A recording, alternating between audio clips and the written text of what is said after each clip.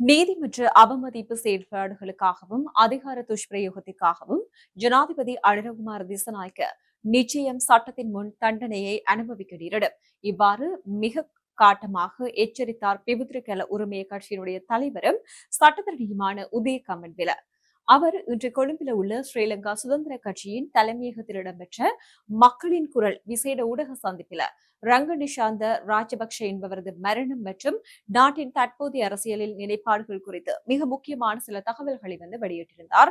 இப்படி இருக்கும் நிலையில் கடந்த ஏப்ரல் மாதம் 30 உயிரிழந்து அபயசிங்க ஆராய்ச்சியிலாகிய ரங்க நிசாந்த ராஜபக்ஷ என்பவரது மரணம் இயற்கையானது அல்ல என்றும் அவரது சந்தேகத்திற்கிடமான ஒன்று என்பதை தாம் சாட்சியங்களுடன் உறுதிப்படுத்துவதாகவும் அவர் தெரிவித்திருந்தார். குறித்த மரணம் தொடர்பாக விசாரணை நடத்த சுகாதார சேவைகள் பணிப்பாளர் நாயகத்தினால் 4 விசேட வைத்தியர்கள் அடங்கிய குழு ஒன்று நியமிக்கப்பட்டிருப்பதையும் உதய கமன்பில் அவர்கள் சுட்டிக்காட்டியிருந்தார். இது தொடர்பில் போலீஸ் ஊடக பேச்சாளர் வெளியிட்ட கருத்துக்கள் உண்மைக்கு புறம்பானவை என்று சொல்லியும் தெரிவித்திருந்தார். குறிப்பாக பாத்தீங்கன்னு சொன்னால் உயிரிழந்தவரினுடைய மனைவி எந்தவித முறைப்பாடும் செய்யவில்லை என்று சொல்லி போலீசார் கூறுவது தவறானது என்றும் குறிப்பிட்டிருக்கிறார்.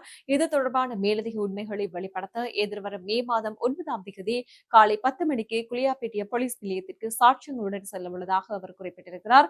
இதனைத் தொடர்ந்து நாட்டினுடைய நீதித்துறை சுதந்திரம் குறித்து பேசிய அவர் ஜனாதிபதியின் அண்மைய செயற்பாடுகள் மற்றும் உரைகள் நீதிமன்றத்தை அவமதிக்கும் வகையில் அமைந்துள்ளதாக குற்றம் சாட்டியிருக்கிறார். மே தின கூட்டத்தின் போது பாத்தீங்கன்னா ஒரு வழக்கின் தீர்ப்பு மே மாதம் 25 தமக்கு சாதகமாக வரும் என்று சொல்லி ஜனாதிபதி பகிரங்கமாக அறிவித்தமையானது நீதிபதிகளுக்கு விடுக்கப்பட்ட மறைமுக அழுத்தமாகும் என்று சொல்லி அவர் சுட்டிக்காட்டியிருக்கிறார்.